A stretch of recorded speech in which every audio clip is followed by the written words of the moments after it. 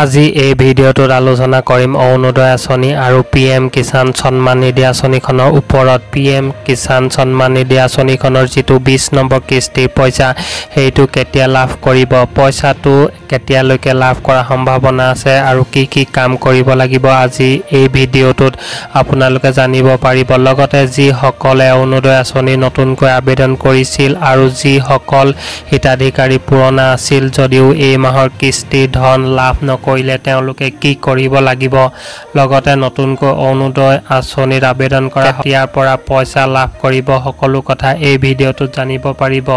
সেয়েহে ভিডিঅ'টো সম্পূৰ্ণকৈ চাওক আৰু চেনেলটোলৈ যদি প্ৰথম আহিছে তেন্তে চেনেলটো ছাবস্ক্ৰাইব কৰি ল'বলৈ নাপাহৰিব। প্ৰথমে আজি আলোচনা কৰোঁ অৰুণোদয় আঁচনিখনক লৈ। অৰুণোদয় আঁচনিত যিসকল লোকে এইবাৰ নতুনকৈ আবেদন কৰিছিল আৰু যিসকল পুৰণা হিতাধিকাৰী হয় তেওঁলোকেও এইবাৰ পইচা লাভ কৰা নাই। গতিকে আপুনি যদি অৰুণোদয় আঁচনিৰ পুৰণা হিতাধিকাৰী হয় আৰু এইবাৰ পইচা লাভ নকৰিলে তাৰ কাৰণ হৈছে আপুনি যদি নতুনকৈ যেতিয়া অৰুণোদয় আঁচনিৰ ভেৰিফিকেশ্যনৰ আবেদন প্ৰক্ৰিয়া চৰকাৰে আৰম্ভ কৰিছিল তেতিয়া আপোনালোকে যদি আবেদন নকৰিলে তেনেকুৱা ক্ষেত্ৰত আপুনি পইচাটো লাভ নকৰিব।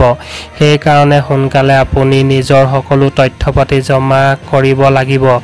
য'ত আপোনালোকৰ জমা লৈ আছে যেনে পঞ্চায়ততো জমা ল'ব পাৰে বা ৱাৰ্ড মেম্বাৰেও জমা ল'ব পাৰে বা অৰুণোদয়ৰ ক্ষেত্ৰত যিটো বুথ কমিটি বনাই দিয়া হৈছিল তেওঁলোকেও জমা ল'ব পাৰে। তেতিয়াহে আপোনালোকৰ ভেৰিফিকেশ্যন হ'ব আৰু তাৰ পৰাহে আপোনালোকে আকৌ পইচাটো লাভ কৰিব। আৰু যিসকলে নতুনকৈ আবেদন কৰিছিল তেওঁলোকে পইচাটো কেতিয়া লাভ কৰিব, আপোনালোকৰ যিসমূহ তথ্য জমা দিছিল সেইসমূহ ভেৰিফাই কৰি এণ্ট্ৰি কৰি আছে চৰকাৰী বিষয়াই।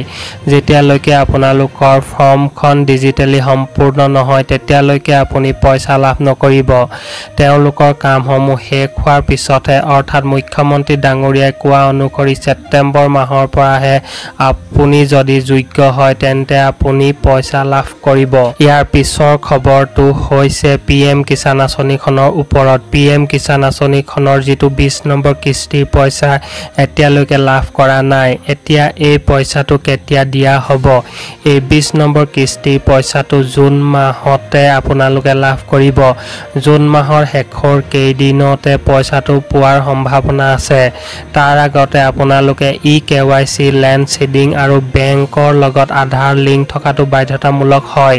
লগতে আপোনালোকে ফাৰ্মাৰ ৰেজিষ্ট্ৰেশ্যনো কৰিব লাগিব। যদি এইকেইটা কাম সোনকালে কৰি নলয় তেনেহ'লে এই আঁচনিখনৰ যিটো পইচা আপুনি দিব সেইটো লাভ নকৰিব। সেয়েহে সোনকালে এইকেইটা কাম কৰি লওক যাতে আপোনালোকৰ এই যিটো পইচা পোৱাত কোনো অসুবিধা নহয়।